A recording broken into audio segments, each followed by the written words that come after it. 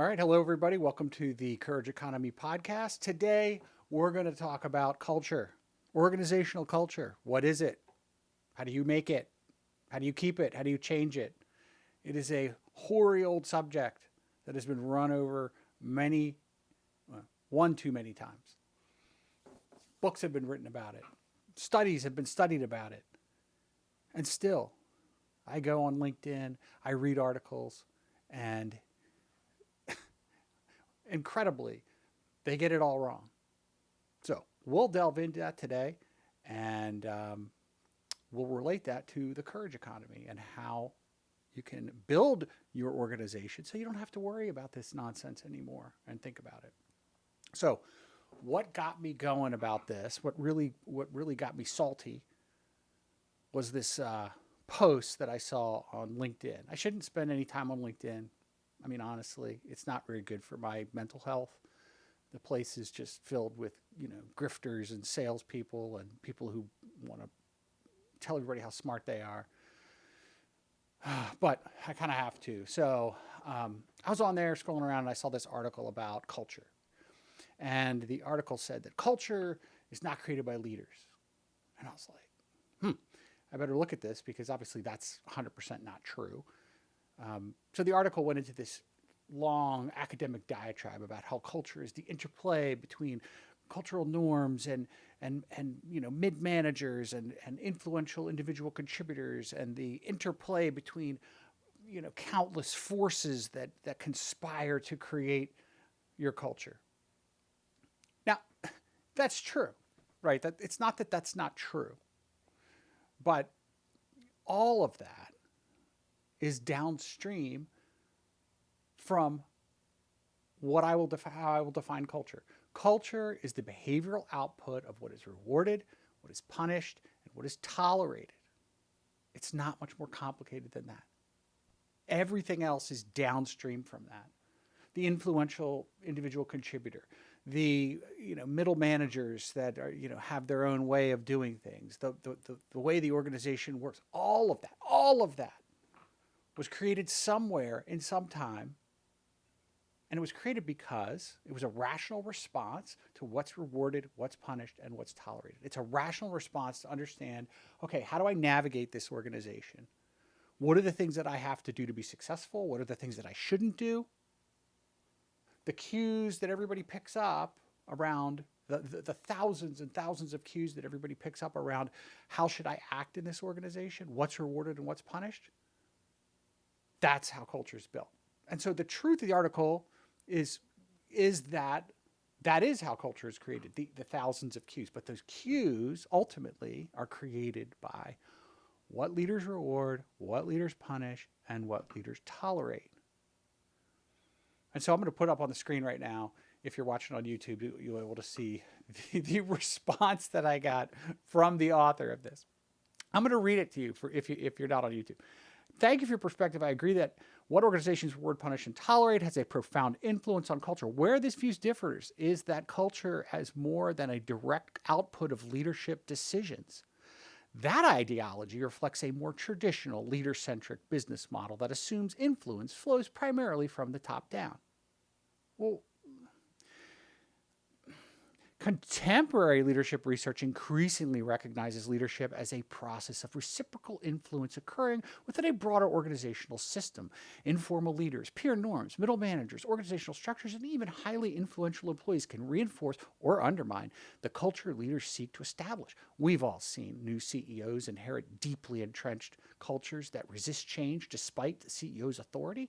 Leaders certainly have disproportionate influence and accountability, but culture ultimately emerges from the interactions of the entire system, not leadership alone. By using a systems perspective provides a more complete explanation of why cultures are either healthy or become toxic.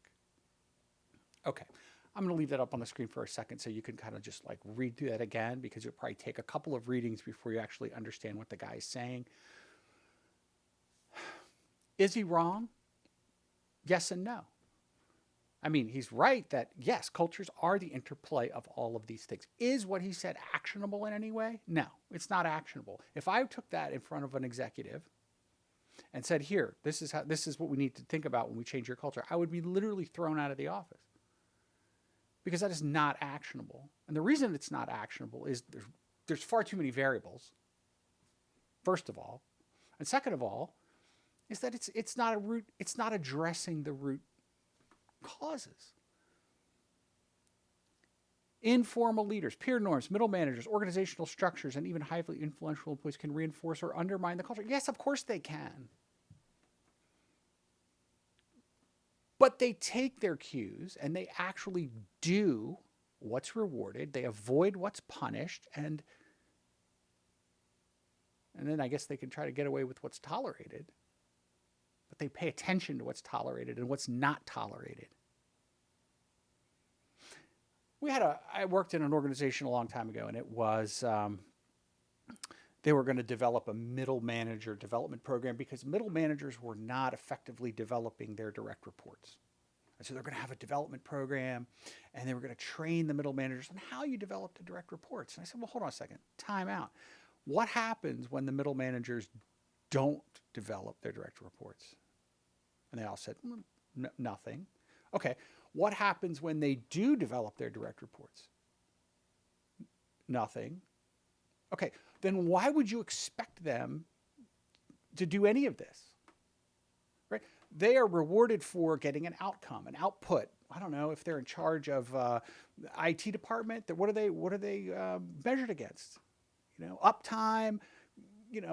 How well the IT systems are working, how secure they are.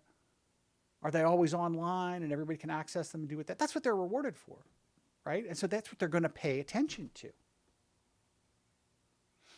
I said, if you took a leader's bonus away, if they failed to develop their people, I guarantee you would see a flourishing of development. A flourishing of development. And yet, most organizations I work with have no interest in doing this. They want to talk about, they want to say it's important. They want to have somebody build a big middle manager development program that everyone knows is not going to actually be used and is not going to move the needle because it's not addressing a root cause of the problem. Why is it that in many organizations I work with, and I've worked with many, I've been doing this for 30 years, that we see this behavior? And I'm going to tell you, it's because they're all lie economies. We talk about this every episode. What's a lie economy? What's a courage economy? Lie economy is the default state of most organizations. Why is that? It's the default state of most organizations because everybody lies. They're incentivized to lie. And I'm not talking about, as I said, malicious lies, like they're evil characters. Like, that's not what I'm talking about. The system, they work within a system that requires and incentivizes lies, right? They're self-interested. Everyone is self-interested. And so the problem with culture is that you're bumping up against the self-interest of everybody in your organization who are trying to get ahead, trying to get promoted, trying to do what needs to be done. And whatever behaviors, norms are embedded in your organization and are rewarded, that's what they'll do. So if posturing and making yourself look really good is what gets you promoted, then guess what? That's what people will do. If posturing and making yourself look good and marketing yourself and everything is frowned upon and punished, then guess what? They won't do that. In a courage economy, the idea is to design productive struggle, right? Design important, difficult work so that people sublimate themselves to the mission. And as I said before, in an earlier podcast, the work needs to be important and difficult enough to put them in that top right quadrant. I'll put that up again too. In hard and difficult work, people get satisfaction. They get achievement.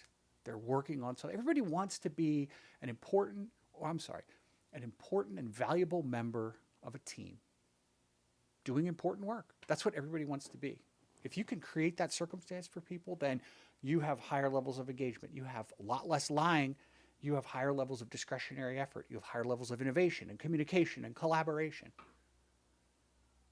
When everybody's trying to swim through a sea of lies, and we all know what it looks like. Anybody that's been in corporate understands that you are constantly swimming through a sea of lies. What's true? What's not true? Who can I believe? Who do I not believe?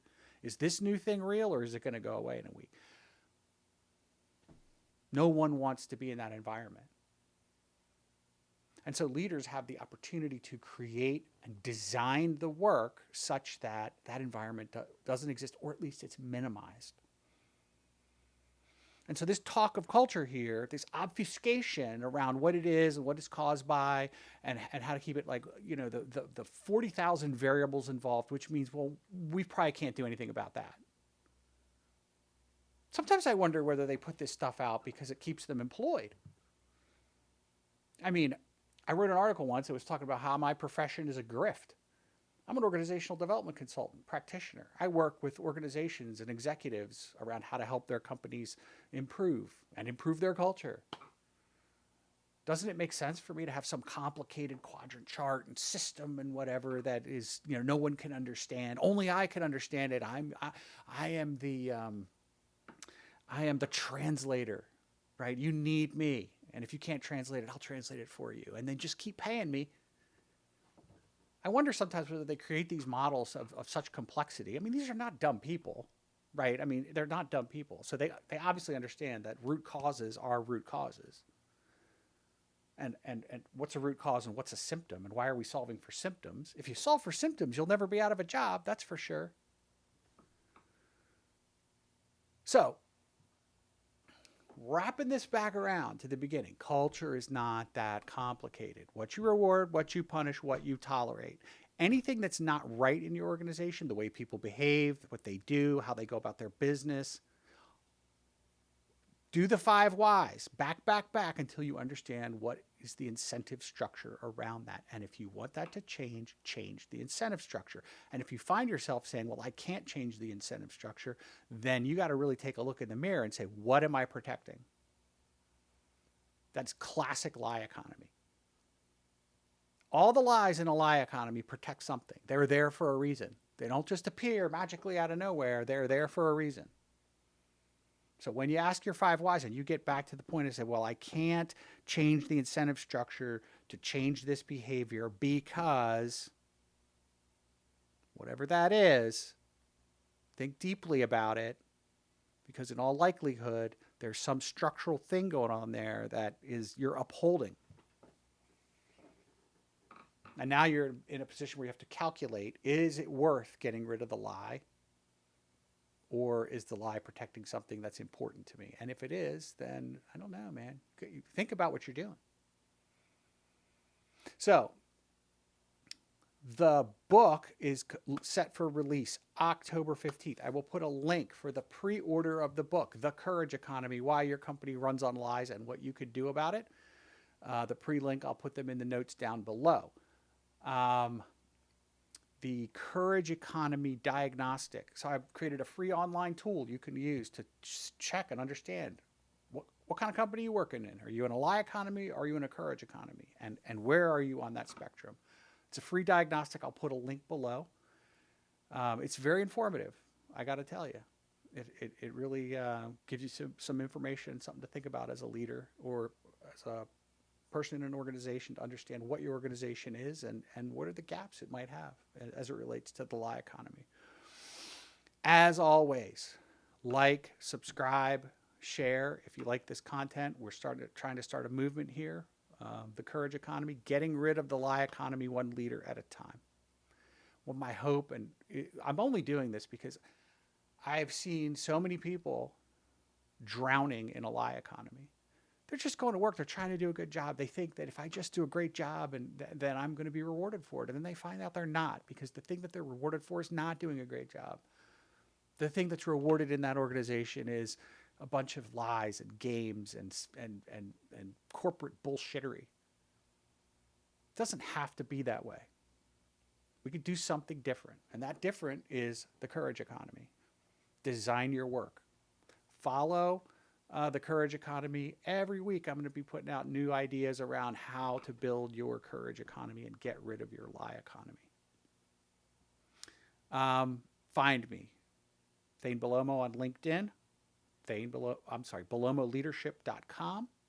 Find me at Substack, at The Courage Economy. And again, share this. All right. Thanks, everybody. Have a great day. Bye.